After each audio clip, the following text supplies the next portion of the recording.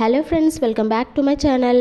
நம்ம பிறந்ததுலேருந்து இறக்குற வரைக்கும் நம்மளோட உடம்புல வளர்ச்சி அடையாத ஒரே ஒரு உறுப்பு என்னன்னு பார்த்தீங்கன்னா நம்மளோட கண்கள் மட்டும்தாங்க. பிகாஸ் நம்ம பிறக்கும் போதே நம்மளோட கண்கள் முழு வளர்ச்சி அடைஞ்சிருமா. அதனால தான் என்னமோ இந்த குழந்தைங்களோட கண்கள் பிறக்கும் பொழுது பெருசாக இருக்கிறத நம்மளால் பார்க்க முடியுது. நம்ம மொபைல் கேமராஸோட ரெசல்யூஷனை மெகா பிக்சல்ஸில் சொல்கிறோம் பார்த்தீங்களா, அந்த மாதிரி தான் இந்த கண்களோட ரெசல்யூஷன்ஸையும் கிட்டத்தட்ட 576 மெகா பிக்சல்ஸாக இருக்கும்னு சொல்கிறாங்க.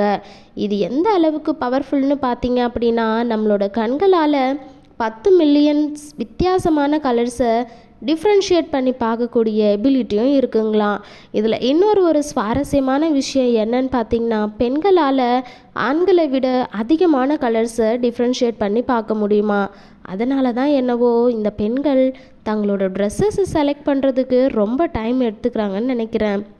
நம்ம மார்னிங் எழுந்த உடனே சூரிய வெளிச்சத்தை பார்த்துட்டு நம்ம கண்களை க்ளோஸ் பண்ணி பார்த்தோம் அப்படின்னா, இந்த மாதிரியான ஒயிட் கலர்ஸில் சின்ன சின்ன பீசஸோ இல்லை லைன்ஸாவோ தெரியும்.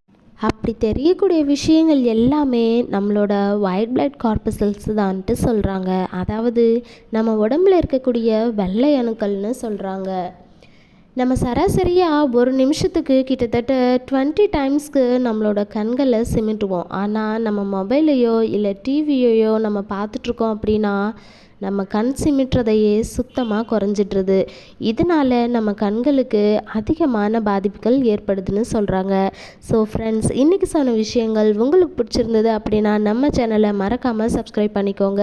கூடவே இருக்கக்கூடிய பெல் ஐக்கானையும் கிளிக் பண்ணிக்கோங்க. அப்போ தான் நான் போடக்கூடிய இன்ட்ரெஸ்டிங்கான விஷயங்களை பற்றி நோட்டிஃபிகேஷன் உங்களுக்கு வரும். தேங்க்யூ.